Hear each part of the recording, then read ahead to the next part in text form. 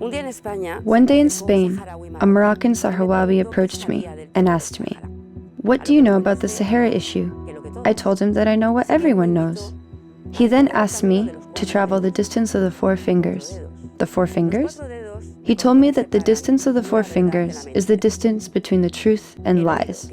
That is to say, the sense of hearing represents lies, while the sense of sight represents the truth. Then I decided to take this trip that led me to the Tindouf camps.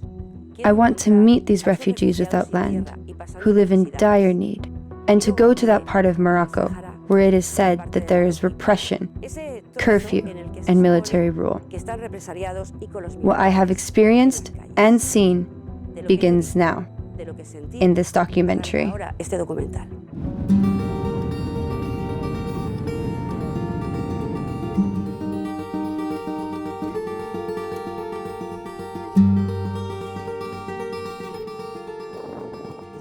I've arrived at Tindouf and now will be picked up by a protected car.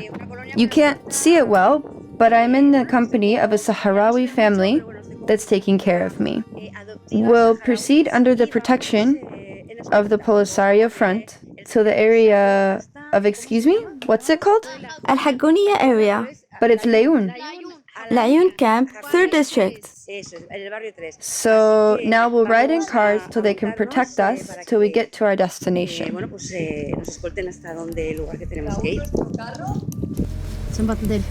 I arrived to Tindouf by night through a military airport. Some Sahrawi families were waiting for me, along with a driver called Dakhil, who kept me company the entire time, just like my shadow. A razor barbed wire fence attracted my attention. We were guarded by the Algerian military until we reached a military post of the Algerian army, where the Polisario front took over to protect us. I tried to take some shots on the sly, avoiding showing the car's license plate. I was asked to be cautious so as not to attract the Algerians' attention. At the right moment, I stopped shooting.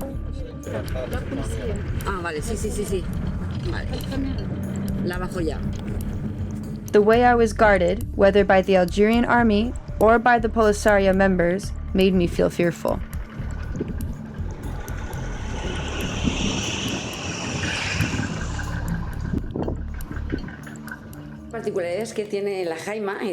This is what's here in the tent. We do everything in a participatory manner, including sleeping. We all sleep side by side. This is my bed where I sleep. Here's the table with a bottle of water and a juice can. But I don't feel hungry, and I prefer to go to bed because the traveling hours were pretty long. Good night, everyone. I arrived at Laayoune City at night. I wanted to do the same trip, but the other way around. And I'll spend the same amount of time, 5 days.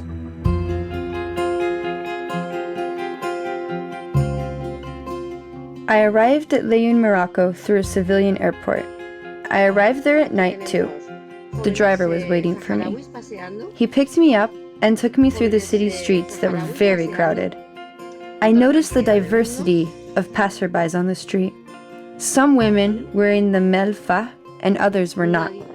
I was amazed to see a McDonald's restaurant. Such restaurants don't open in conflict zones. I have an appointment the next day at the municipality. I think I'll go out tomorrow to walk around the refugee camps. But my surprise was big when I found out that I could not go to any camp because in Laayoune City, there was no camp. Among the things I asked for before my departure from Spain was to arrange meetings with some Polisario front leaders, but so far, I haven't received any reply. During the first day of my stay in the Tindouf camps, they took me to a house, and I was told it was the municipality. They introduced me to a person who was supposedly the mayor. I was not allowed to record using my camera. I just took some photos, and that was one of their requests that obviously seemed to me logical in the first place. The mayor asked for paint for the walls that had been damaged due to the rain, but there was a request that shocked me. I was asked to provide 2 loudspeakers and a large screen so that the passerbys could watch the celebrations organized inside the municipality. What can I say? If they are in the street, why would they need it for that purpose? Time for me to visit the municipality of Laayoune. I was really impressed with the architecture of the building. I had seen very few municipalities of that scope. I met with the local representatives. They were Sahrawis. As a young Sahrawi woman and an advocate of women's rights, the message I want to convey is that Sahrawi women enjoy many rights. They play many roles, and they're not just homemakers, as some people may think. Personally, I pursued my studies in Madrid, and my colleagues used to ask me about the status of Sahrawi women and whether they were suffering from slavery. I used to tell them that that was not true. I am Sahrawi, and I came to Madrid to pursue my studies, and at the same time, I am a municipal councillor. And for my studies, I had to travel away from my family to be free.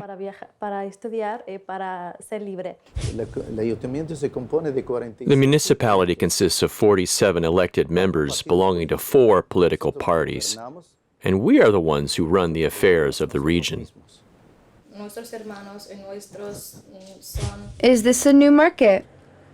Is this a new market with a ventilation system? Yes, Because the smells don't seem to stick. it has a ventilation system that evacuates the smell. Cleanliness is also fundamental. Here we have fish. Good morning, how are you? Is this fresh fish? Yes, this is fresh fish. And here, there's the ice. From here, they take the amount they need to keep the fish fresh. It's wonderful to see ice fall. The mayor is a charismatic figure. He set up this project and gave priority to women to enable them to find job opportunities because there were widows and divorced women in urgent need of employment. Now, where are we going?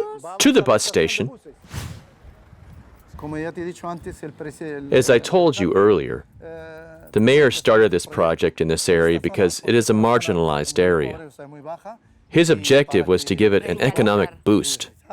The region has, as a matter of fact, experienced a quantum leap. Hotels were built, and this has had a positive impact on the local population. This bus station makes Laayoune a hospitable city, which is an incredible project. The bus station is established on a vast surface area. There are also facilities for the disabled and people with special needs.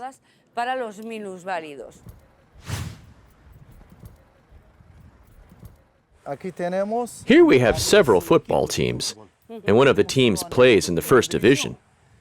They carry out their training sessions once a week here. And we also have a women's team that plays in the first division too, and they also run their training here. We provide them with this playground for their training. The women's football club has 25 rooms, an indoor swimming pool, and a beauty salon. This club is only strictly for women. The municipality of Laayoune attaches a great importance to sports through facilitating its practice. It has even entered into twinning agreements with some European teams, such as AC Milan of Italy.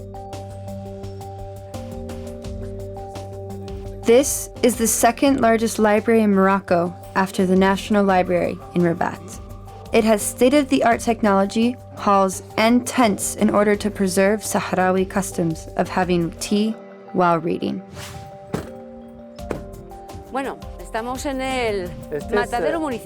The municipal slaughterhouse is fitted out with state-of-the-art equipment and a quality control system. Everything is strictly controlled in accordance with the European Union standards.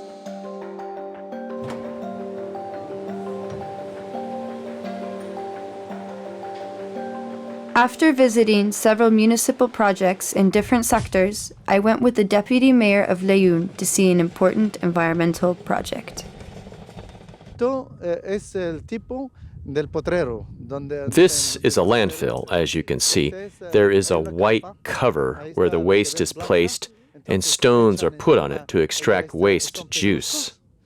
Y entre esas rayas hay unas tuberías que recogen este jugo, el agua, jugo que expulsan. There are some ducts conveying this liquid to prevent it from leaking into groundwater. It is carried to these large dishes so that no drop of water goes into the water table. Para que no baje ninguna gotita al agua, abajo, a la tierra. Now back to the refugee camps in Tindouf. I left Spain with a clear idea of whom I wanted to meet and discuss with, but I just cannot do what I initially planned. I wanted to see the sand dunes, and I was taken to an area near the camps to see them. When I started walking around, I noticed the presence of electric poles. I couldn't understand why there was no electricity in the camp, which was just 2 kilometers away from the electric poles. I was asked not to go across a small hill because behind it lay the Algerians. Then I felt like being besieged.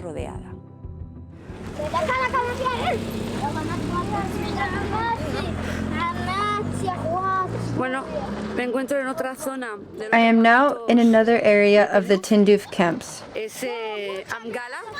It's called Mgala. In this place, a wedding ceremony will be celebrated for 2 days.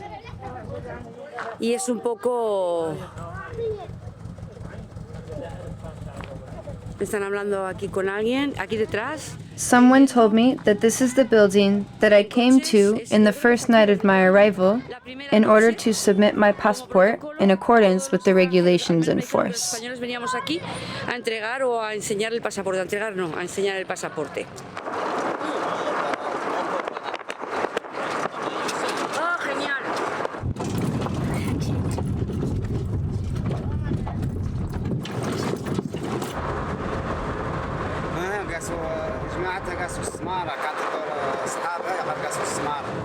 When I was again with Mr. Dakhil, the driver, we bumped into some construction work, and I noticed that the workers were all Algerians, and that there was no Sahrawi among them. Working under the sun seems harsh. These are Algerian workers.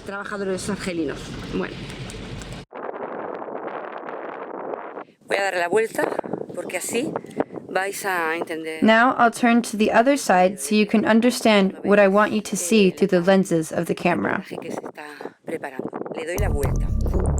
When I went to the other side of the hill, I noticed some electric poles, and I was shocked that there was no electricity in the neighborhood where I was staying, which was not far away.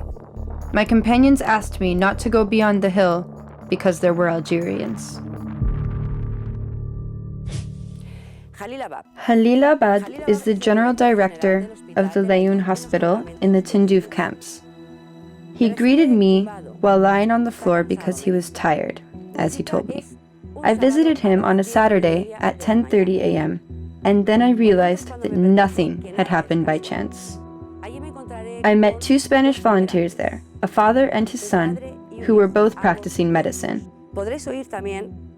I also spoke to a Spanish volunteer who said that she was there as a free worker. Everyone was complaining about the same issue, the absence of medicines. Surprisingly, as one of the refugees told me, one of the pharmacies that sell drugs belongs to Khalilabad himself. What you'll see a little later is something I can hardly describe.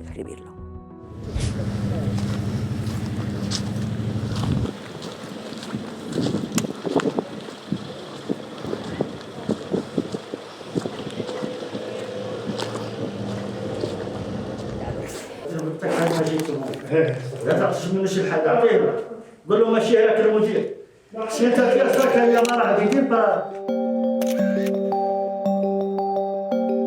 ترانسبورت يرتسا Vale. I started my visit to the hospital accompanied by a person wearing a white gown. I found women carrying their children for treatment because a pediatrician came to the hospital that day. I met my father and his son, two Spanish doctors.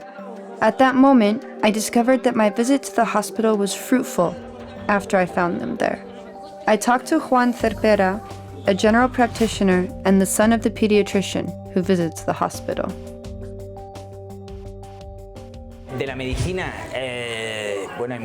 Regarding the medical aspect, there are a lot of things that should be done. Let's not forget that this is a refugee camp, and there are 5 camps, one of which has a general hospital with more equipment and better qualified doctors and nurses. They were trained in Algeria or Cuba, but in this hospital, the main pillar is the volunteers.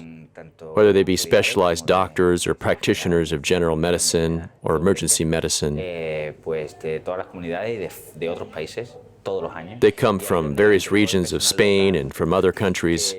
There are also some local agents with different levels of education, some of whom are nurses and others are assistants or have some field experience with no training.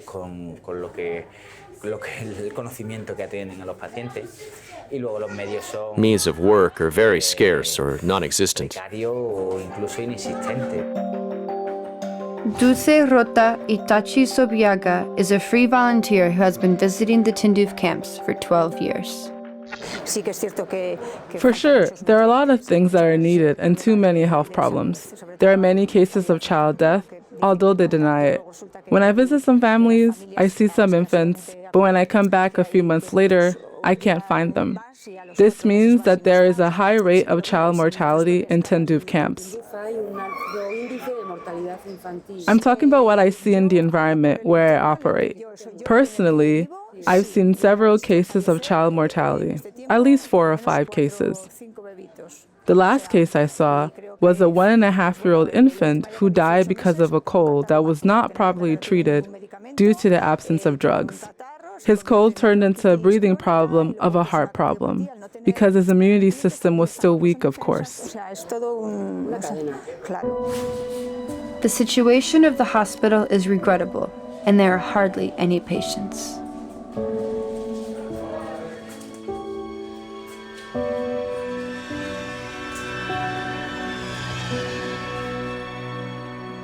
For example, among the chronic diseases, there is blood clotting disorder that requires continuous treatment.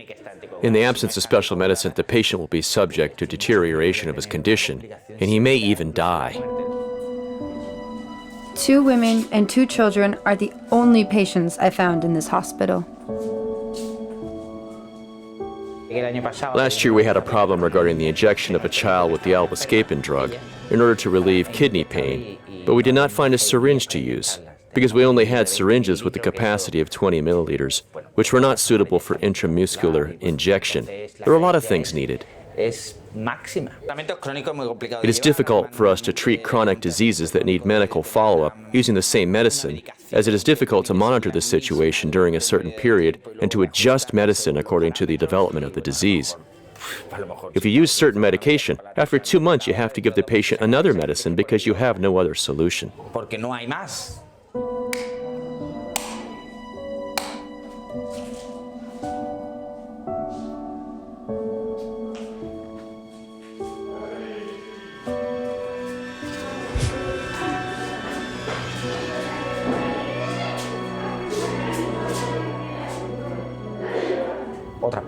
One of the most frequent diseases that we need to keep up with in the camps is diabetes and high blood pressure, resulting from the lifestyle, because of life conditions in the camp and the lack of medicine. When we come here, we bring with us more than 1,000 kilograms of medicine, but the management of these medicines here is complicated. When we come back after 5 or 8 months, we find out that all this medicine has disappeared. You said that you bring more than 1,000 kilograms of medicine to the camps. Are they distributed to the 5 camps? No, all this medicine is only for the camp of Laayoune. I said 1,000 or 1,200 kilograms for the camp of Laayoune. including equipment for medical use, solutions, as well as bandages and antibiotics.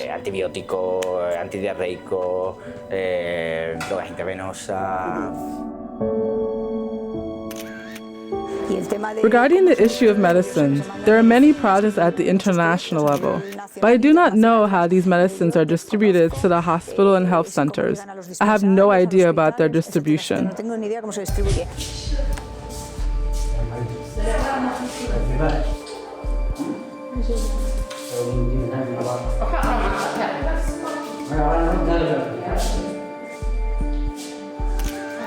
In a hall in the hospital, I was approached by someone wearing a white gown. He talked to me in Spanish with an accent that sounded familiar and strange at the same time.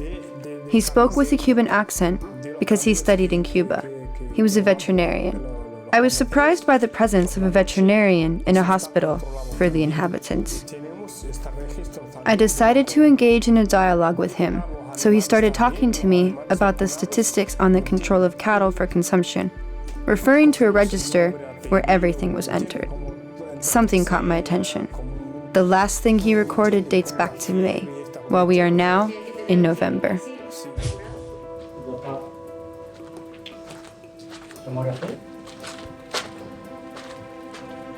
After my visit came to its end, and during which I witnessed the chaotic situation of the hospital, I was taken back again to the office of the hospital's director. Their sole concern was to know my opinion as to whether the place was suitable for an office of the hospital's director.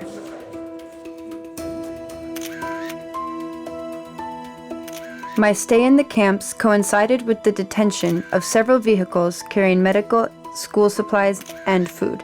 The detention continued for 4 days at the port of Oran.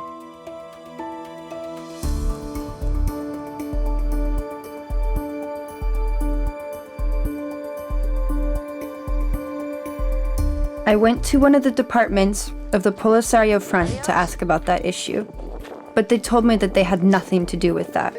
They asked me to go to the Red Crescent, and there I found only 2 workers who were eating food, having their drinks, and watching TV. We are talking about a population that has been isolated for many years, and Algeria is a supporter of the Sahrawis. If we dig deeper into the support, what can we find? It's just an arid desert that does not benefit Algeria in anything, and Algeria is not doing anything else. If we talk about facilitating the entry of goods into the camps, it is Sahrawis who somehow pay for it, such as the aid we bring for them and the summer holidays for the children, which of course have positive and negative aspects. These are all funds that go to Algeria, in addition to visa fees. All civil society organizations have to seek a license from Algeria, and Algeria is ultimately a filter for everything. They have this power. After my frustrating visit to the Laayoune refugee hospital in the Tindouf camps, I decided to visit Laayoune Hospital. There, I was welcomed by a doctor who is also the hospital's general director and his team.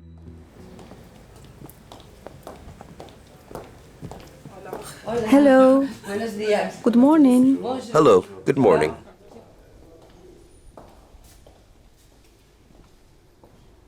The majority of the southern provinces have their own hospitals, in addition to a regional hospital in Laayoune, which is a reference and specialist in difficult cases, or what we call the second category, because we classify cases according to therapeutic levels. We have a university hospital project as well as a medical university to be established by 2021.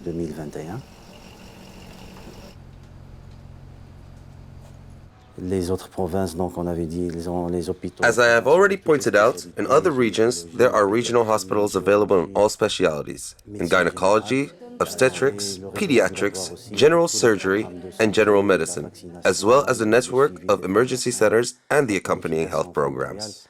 Donc c'est un système comme partout dans le royaume, le ministère de Santé, il est organisé de la sorte. Here is a pharmacy. Here we have a pharmacy. All departments have their own pharmacies. Patients who come to the hospitals are treated and receive medicines from the hospital's pharmacies. Patients who have insurance buy medicines from private pharmacies. As for the other category, they are subject to the health coverage system RAMID, which is aimed at helping vulnerable categories when we give them free medication. On leur donne gratuitement, soit dans l'hôpital, soit dans les centres de santé. ¿Cuánto tiempo llevas estudiando? Las máquinas de diálisis. These are dialysis machines. This is state-of-the-art technology. Is it the patients who determine the sessions? No, the system RAMID is for patients who don't have health insurance. They benefit from 2 free sessions of 5 hours a week, which adds up to 10 hours total. This is free, absolutely free. So everything is free? Yes, free, including injected medicine and the dialysis session. Everything is included.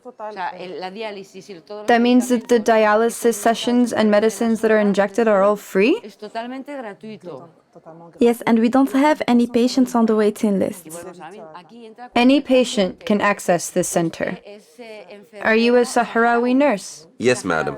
All the officials here are Sahrawis who have received training in the Sahara and they work here. We will see now. We will see the water analysis hall where drinking water analysis is conducted and distributed in the city, and which is placed in the tank above. Here, 1,600 liters can be analyzed per hour.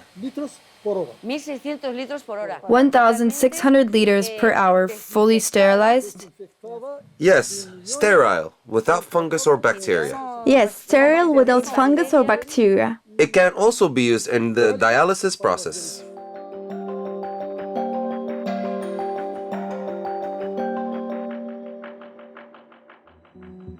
The difference between the two sides is very conspicuous after 43 years. In the Tindouf camps, despite the existence of water wells, they have never sterilized the water or established a water distribution network. While in Laayoune, not only is the water treated and distributed, but every single house in Laayoune has water 24 hours a day.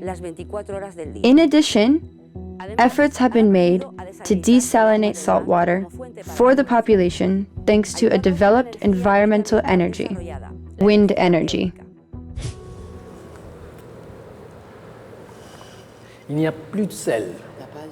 It has no salt in it. It is seawater. But thanks to the treatment it underwent, we have pure and potable water. It is like any other drinking water. This water meets international standards. We are here at a seawater desalination plant where work started in 1995 and it was expanded during several phases. The first phase in 1995, the second phase in 2005 and the third one in 2010. This station is supplying the city of Laayoune and the surrounding areas with drinking water. As you know, the southern provinces are characterized by the scarcity of water resources. Here we treat both groundwater and seawater. The only basin we have is Fom El Oued. We launched large projects to meet the needs of the city of Laayoune and to keep pace with the development of the population. In this plant, we control all phases of the drinking water production cycle, from seawater, and we control its treatment until it is conveyed to the city through the distribution network.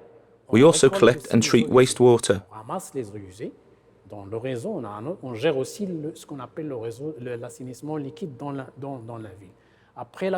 In Laayoune, we are in the process of establishing a large wastewater treatment project with worldwide technology. We have seawater, wind and the sun.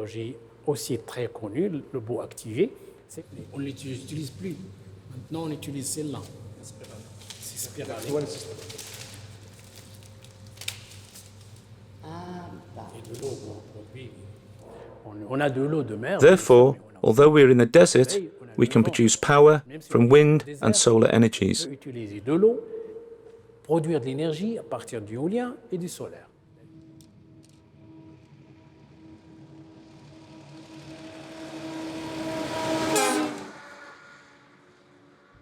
We are now in one of the largest wind energy stations in Morocco. One of the largest stations in Africa is located in Tarfaya. Next to me is the head of operations, Mohamed Ouidad. Well, my first question is, when was this plant established and what is its production capacity? The plant was established at the end of 2012 and it started operating at the end of 2013 with an annual production capacity of up to 200 gigawatts. This saves us an annually use 150,000 tons of greenhouse gases. We have several similar plants, and this plant is named Fumalwid, with a production capacity of up to 50 megawatts. The largest plant is located in Tarfaya, with a production capacity of up to 300 megawatts, which is the largest production capacity in Africa. In addition to other plants in Boujdour, Akhfnir, and Tangier. The city of Laayoune, a region which has grown not only vertically, but also horizontally, through the establishment of structures, such as the fishery structures like the port. In addition to phosphate quarries, whose local production accounts for only 2% of Morocco's total production, all of which is used to improve living conditions and create jobs for the population.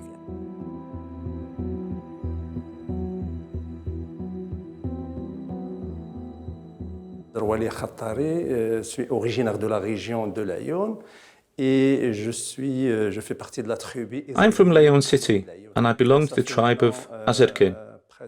I've spent 16 years of professional practice in Laayoune and I supervised a team of employees and officials, most of whom are from the south of Morocco. Thanks to the composition and experience of this team, I've been able to contribute to the socio-economic development of the region. Leurs compétences et leur savoir-faire de contribuer dans le développement socio-économique de la région. Vous êtes aujourd'hui en visite de la... You are now visiting one of Morocco's largest wholesale fish market warehouses, covering a surface area of 8,600 square meters, and it was launched by King Mohammed VI in 2006. Its establishment required a huge amount of €5 million. It is equipped with state-of-the-art technological equipment to keep the products in line with the standards applied worldwide. Les techniques de manutention des produits qui respectent les normes de qualité qui existent au niveau international. Le secteur de la pêche, il participe directement. The fishing sector contributes directly to the programs prepared by the mayor of the city and which are related to infrastructure and socio-economic projects aimed at creating a city with all the qualifications that enable the inhabitants to lead a decent life. Toutes les installations qui permettent à la population de vivre dans des conditions les plus meilleures.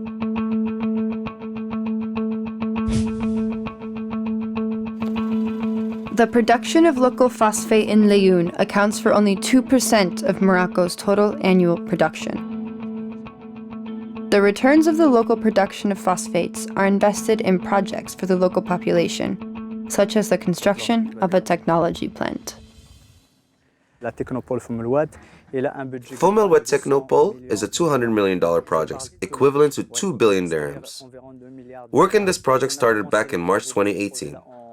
The goal is to complete this first phase by the end of 2018, which relates to the green spaces and the interior construction projects, and to start the second phase associated with the construction of research centers.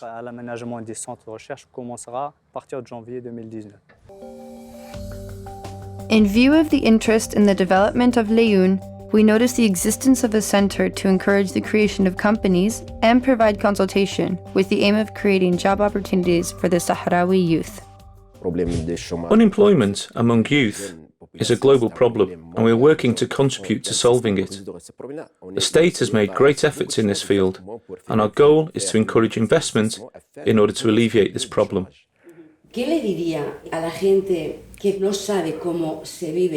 What would you say to those who do not know anything about living conditions in Laayoune and believe that in this city there is nothing and that there is oppression and total absence of freedom? What would you tell them?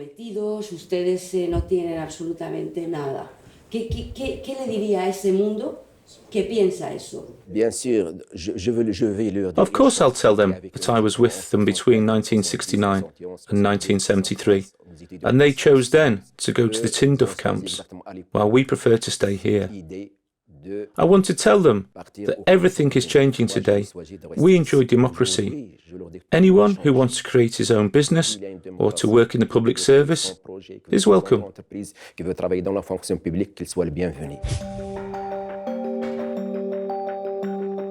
The local police reminded me of regional governments in Spain. The municipal council manages its own affairs through elected Sahrawi officials.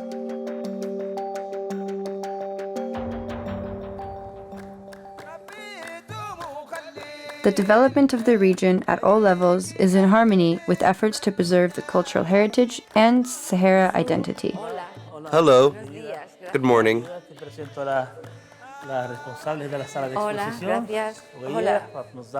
Hola. Y Alia, que son las responsables de aquí. Bueno, el señor Ahmed Dahi, lo he dicho bien. Sí. Es el encargado de Are you the regional director of craftsmanship in Laayoune? aquí de Laayoune. The regional director of crafts in Laayoune. Are these purely Sahrawi craftsmanship products? Yes, purely Sahrawi. This is an exhibition of traditional products, featuring all handmade products. The products of traditional Sahrawi manufacturers are found in different regions of the world. They participate in various events at the national and international levels as well.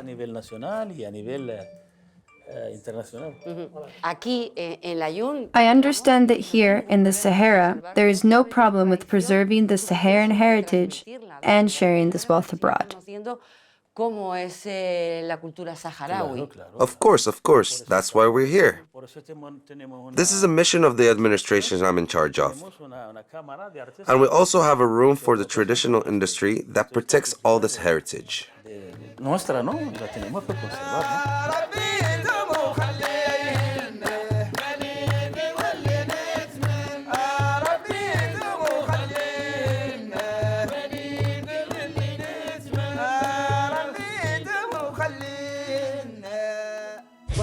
Finally, I was able to talk to a refugee inside the Tindouf camps. His name is Mahfoud. He will tell me a shocking and harsh reality that only few people know about. A world full of injustice for so many. A reality that was reconstructed by a former judge in the Tindouf camps. Mahfoud, as he will tell us, was detained by 3 people. 3 men. It is a terrible reality.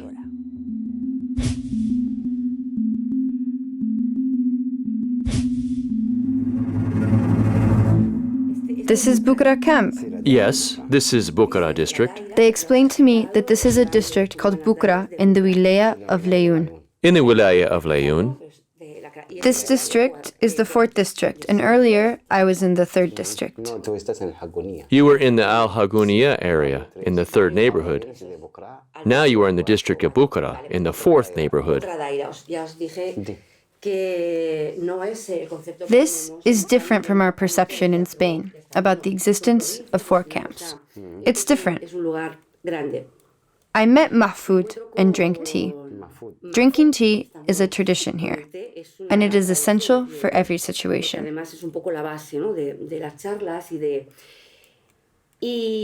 When I started this work, I wanted it to be a fair documentary, and to give you the facts as they are, and everything that happens in the Sahara. We'll discover other things, experiences that I have personally gone through on the ground. Mahfoud is a Sahrawi. 100%. 100%, as he says. Well, tell us a bit about your status as a Sahrawi in the camps. What do you want? We were talking before off the record, and you told me that you felt you were a victim of the conflict over the Sahara. That's it. Tell us. I'm a Sahrawi, but I am 100% a victim of a conflict over the Sahara.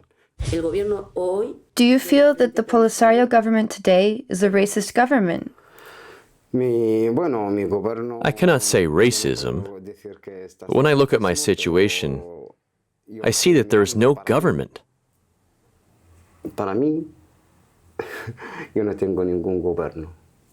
Para mí no tengo ningún gobierno porque... Because they don't care about your status. They do not care about me. Que yo no soy... Sahrawi if you speak.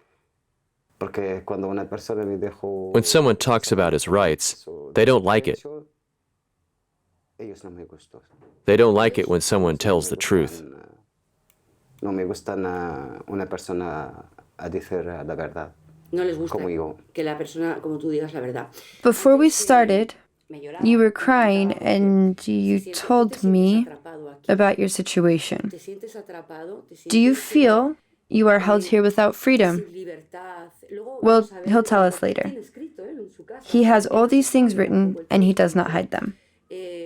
He wrote on the walls the expression, "Get out o Polisario front." He finds it difficult to talk because he was crying before we started recording. You told me that your aunt died. My father and my older sister died last year. We went to the Ministry of Health last year. My sister, who was sick, was named Tagbaja.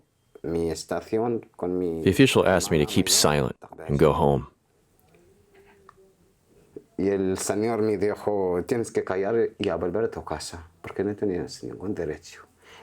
Because we have no rights. He cannot be an official in the Ministry of Health. For me, those are people who have left us to our fate. This is not a government. Basically, every government has to meet the needs of its citizens. They care only about themselves and their families. They do not care about me, my mother, or my family. A former judge tells me about the nature of work inside the justice departments of the Tindouf camps. Mine Ahmed, from the Sabasa tribe. I came back to my country in 2015. I was among the Polisario for 40 years or more because I studied law there and graduated from a faculty of law. I got a law degree. I spent more than 20 years in the judicial field with the Polisario. Since 1995, I was president of several courts in the Polisario. From a first instance court to a Supreme Court, then the State Security Courts, as the Polisario named it. Over 20 years, I built my convictions about the Polisario. The leadership and the will of the Polisario are completely different and contradictory with the situation of the imprisoned and helpless population, living in the states of famine, oppression, subjugation, and sandhills surrounding them. Therefore, this leadership is in the contradiction with what it's supposed to do for the population. The leadership embezzled humanitarian materials it was provided with the embezzled medical equipment which was supposed to benefit the population, as it embezzled total funds and cash aimed at the humanitarian initiatives to support the inhabitants. These are the leaders that are trying erroneously to convince people that they are always seeking to regain independence of Sahrawis and to have a free state.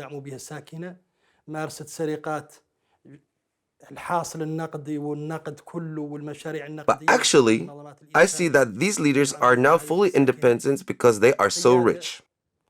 With so much money, real estate, projects in Europe and European nationalities. حصلت على استقلالها في الوقت الحالي لأن Therefore, the question that arises whether it is really Sahrawi leadership or not, given its neutralization papers and given that they live in Europe with their families and children. هل هي قاع قيادة صحراوية ولا ما هي قيادة صحراوية بحكم تجنسها وبحكم أوراقها وبحكم سكنها في أوروبا وسكن عائلاتها وسكن أولادها. There are so many people that cannot speak out. What happens? What happens if someone speaks out? He'll go to jail, like me. I can be thrown into jail tomorrow, or the day after tomorrow, or next year. This means that you put your life in danger by telling me all these things in case they watch this documentary. Yes, they can come to my house and arrest me. Or beat you, or put you in prison. Or kill me. Which means that you risk your life by saying that what is happening in the camps is not what's being promoted. No. We are talking about someone who is at risk and who may lose the most valuable thing he has, his life, by saying that reality is not what's being promoted. During the period I worked in the judicial field, I didn't get any cases of AIDS embezzlements against any minister or official or any officer of the Polisario leadership, as if the leadership were angelic. But it's the opposite, as one can see trucks full of humanitarian aid that are sold in the markets and can see all forms of theft and the situation of the inhabitants, which reflects to what extent that leadership extorts the community. This leadership has always adopted this approach and oppressed this population by taking them to the courts and imprisoning them without evidence or proof. As it follows the instructions of Algeria, since there are Algerians' instructions to imprison some individuals who are wanted in Algeria. As if the leadership is working for Algeria, where anyone who has ideas that contradict Algeria's perspective is put in jail.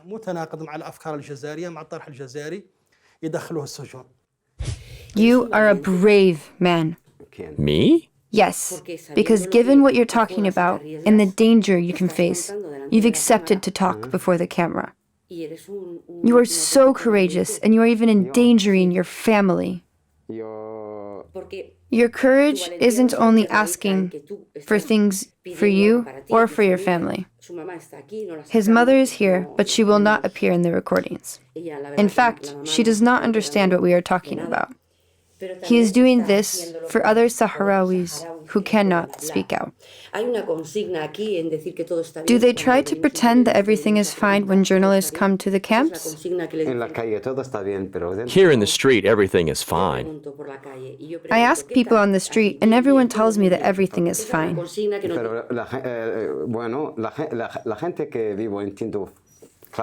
For those who live in Tindouf, things are good. But for people like me and many Sahrawis, we are suffering.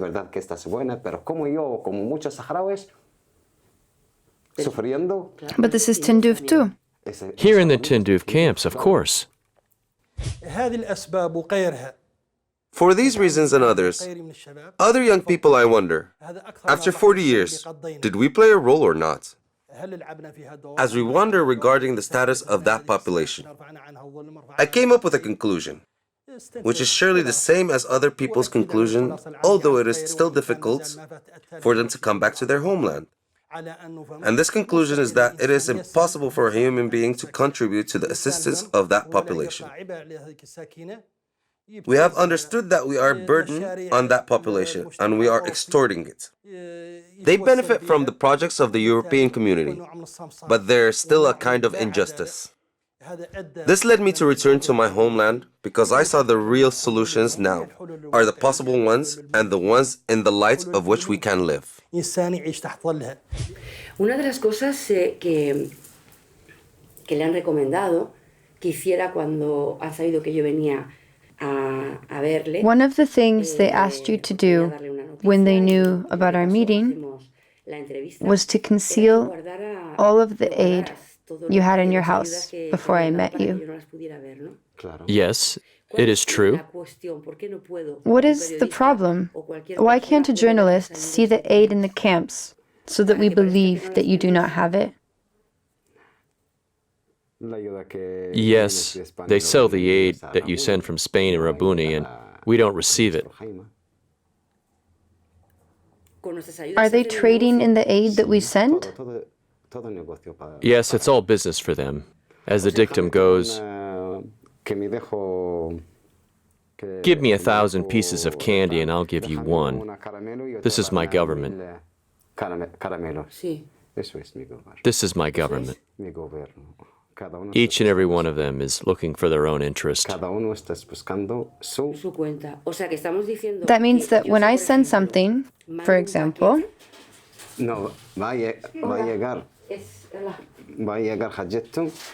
Khadijatu has arrived.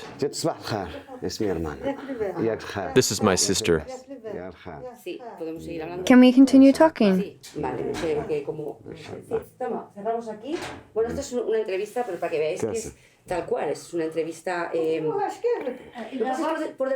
You can go that way. I'll see if the camera is still recording. You know, we're being spontaneous here. We can carry on though?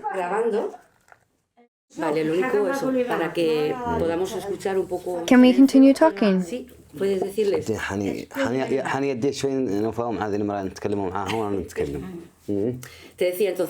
I told you earlier, if I send a shipment to the camps, to you, for example, For the children? imagine I decide to send you something from Spain. There is transportation. There is transportation. Transportation for humanitarian aid. But I want to send you a shipment for you. Would you receive it? If it is part of this convoy, it'll never arrive. You wouldn't get it. You would never know about it.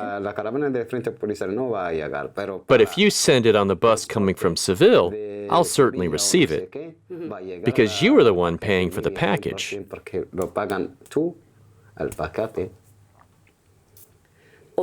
That means that the shipment must bear your name in order for you to receive it. But if it is sent with military convoys, you'll never receive it because it'll be sold? No, I won't receive it. They sell the aid in the area of Bashar or Oran. The drivers sell it on the road or in the Rabuni area. They go to Mauritania or Tindouf to sell it. We have never received rice or tuna cans as food aid from Spain.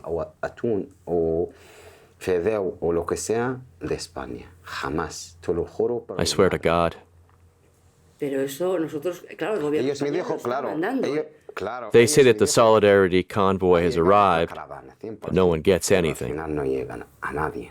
I swear to God. We are here in Tindouf, and this is Algeria. I am not an Algerian. No, you are Sahrawi. All of you here in the camps are Sahrawis? We are not all Sahrawis. There are categories.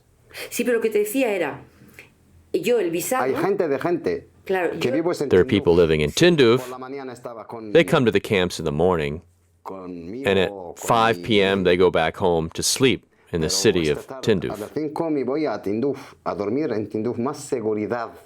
In Tindouf? Because there's no security in the camps. Can they come at night and beat you? Yes, they may. That is possible. Our women are also beaten.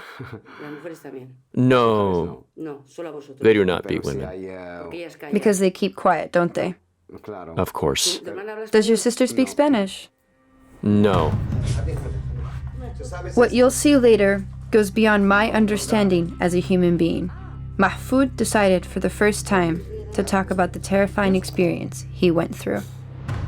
You asked me to stop recording because you, Mahfoud, decided to say something that seems harsh and difficult to talk about. You told me that you went to a department in the camps, and as a result of your protest, you were punished. Tell us, what happened to you? I went to a department in the camps for some personal matters and to ask for help. And you were raped. Each one of them started sending me to another without a solution. It was a disgrace. This is not a government. At the end, we stayed until 8 in the evening. A car came and took me, and we went to a place I do not know exactly, behind the Rabuni area. And they raped you. Yes, I underwent cruel things that I cannot talk about here, and I went to the police station of the Polisario front, but each one sent me to the other without providing me with any solution. At the end, I decided to remain silent out of fear. I feel fearful in this place. Well, a very moving testimony because it is punishment for protesting and expressing objection against the Polisario government. Por estar en contra del gobierno del Frente Polisario.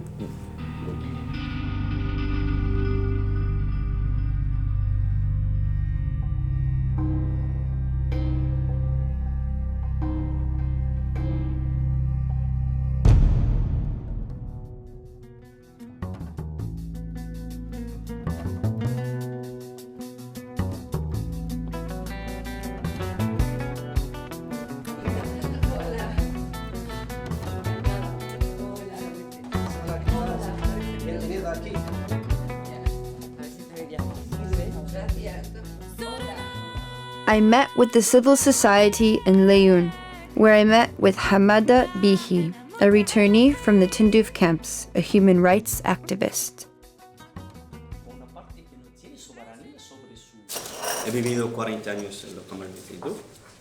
I lived for 4 decades in Tindouf camps and spent my childhood between Algeria and Libya. And I pursued my studies in Cuba for 14 years. When I say I pursued my studies, it means I have studied, worked, and suffered accordingly. I also spent 2 years in Venezuela. In all these countries, Libya, Algeria, Cuba, or Venezuela, I lived within these dictatorial regimes, the laws that govern them, all these metaphysical ideas, and the unrealistic and irrational rhetoric. But today I have decided to turn the page of the past and stop thinking about it. But I simply want to say something. I had an opportunity to be present at the UN Human Rights Council in Geneva and also in the United Nations 4th Committee, where I was confronted with those who have no right to speak on our behalf. I have always been listening to the lie that the Polisario is the sole and legitimate representative of the Sahrawi people. I wonder why they talk about the right of representation while I am banned in the camps from voting to choose who will represent me. We believe that we can live in peace through integration into Morocco, because the independence from Morocco is politically the expansion of the Algerian territories towards the Sahara. Sahara will be part of Algeria. If these territories get their independence one day, and I hope it won't ever happen, we'll see an expansion of the Algerian territories. And this is what Algeria is looking for. The Saharan civil society has left a good impression on me. Their interests are focused on decent living, civil rights, and the integration of people with special needs. They also regret the situation of their brothers in Tindouf, where there are no human rights. Women in the Tindouf camps live in a restricted and submissive life. Maybe this was their choice, or maybe the choice of males. When I was invited to a wedding party in the camps, I noticed that this was probably the best occasion to talk to the women, but they preferred to remain silent on all occasions. Only outside the camp fence do they dare to speak.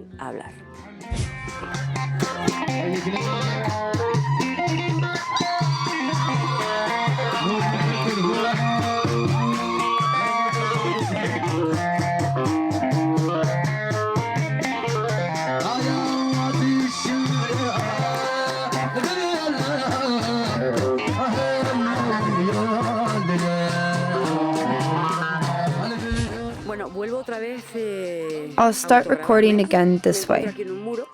I have carefully chosen this wall so that no one can know exactly where I am. I tried to talk to people about the reality that they were living in. They wanted to speak, but away from the camera. They even refuse to record their own voices.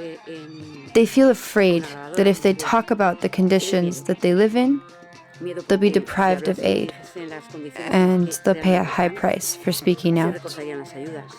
It's not just Europe or even Algeria that will punish them, but the Polisario Front. Immediately after my return from Vitoria, I met a lady whose phone number was given to me by a Sahrawi family in the camps. The woman was ready to talk, and we conducted the interview inside a hotel. Fatima, under a surname, tells us what is going on in the Tindouf camps.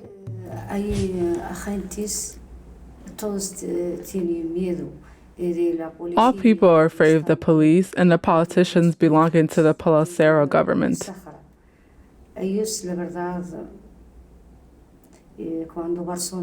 The truth is that when someone protests, as it happened with my family, he gets imprisoned. No hacen nada. Sí, voy en cárcel.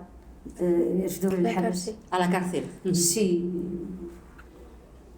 دايما نسمع الرأي العام والناس تتكلم. We always hear public opinion, and people talk about the leadership as a traitor. The Polisario government has many faces. In fact, for me, it has many faces. In Laayoune, what is the status of women and how are women's lives?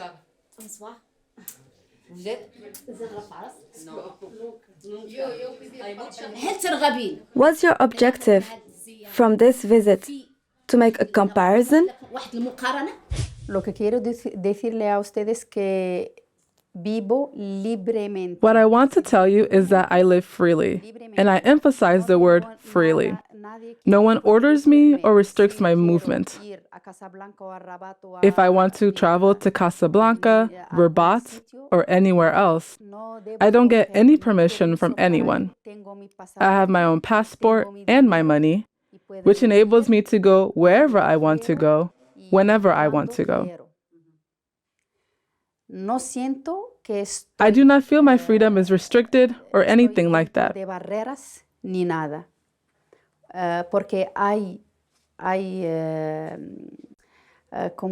There is so much propaganda trying to spread the idea that Sahrawi women here cannot travel or do some other things. And these are all lies. Propagandas que dicen que la mujer no puede ir, no puede hacer, no puede tal y tal, muchas cosas. Y todas estas son mentiras.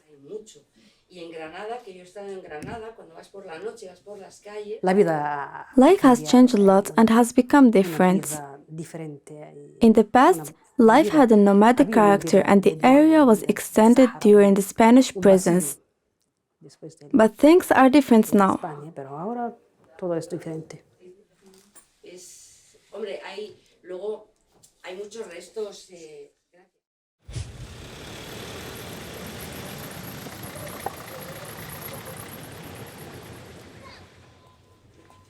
Patricia, está usted bienvenida. Gracias. Muchísimas gracias, Patricia. Muchísimas gracias.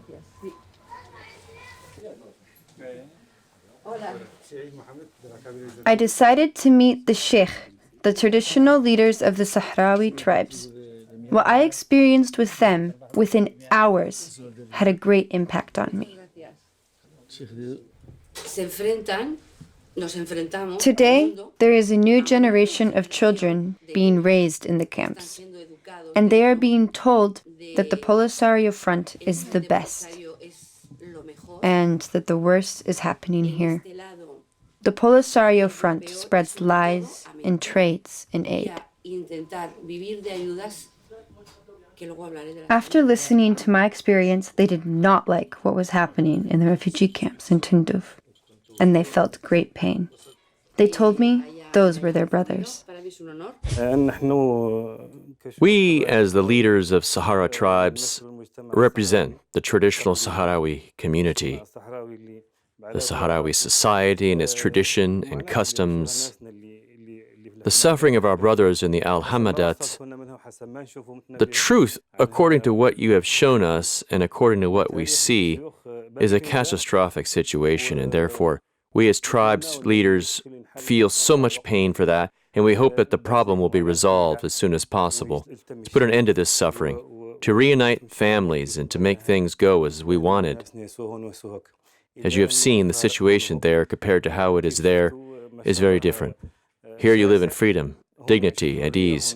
You've been in the streets and have seen that as you met people and talked with them. But the Polisario Front would not like it if you told the truth as you have seen it.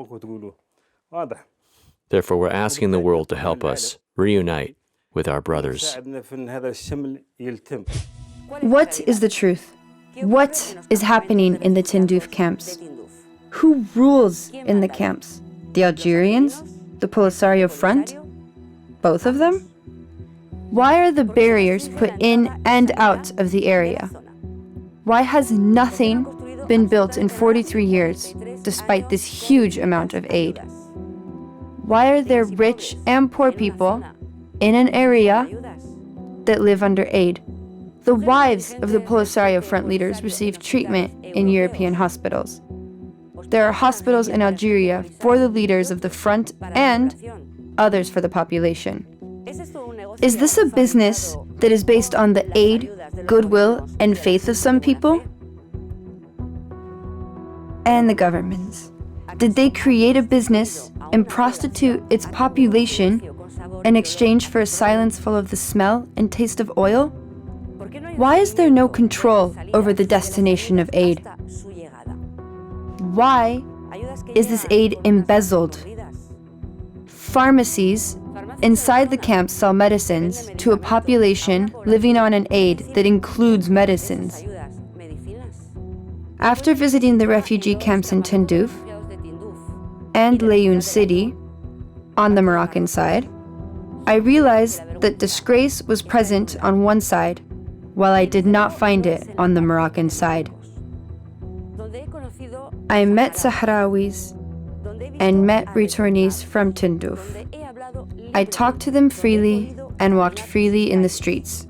I didn't feel repressed at any time, and I did not see the army anywhere. Where I was supposed to feel free, in the Tindouf camps, was the most terrifying place, where I felt I was under surveillance. The Sahrawi inhabitants of the Tindouf camps are refugees with bare feet, walking on barbed wire, while the front commanders accumulate wealth. I have traveled the distance of the four fingers, between the lie and the truth. These are the events I have witnessed, and this is what I have experienced.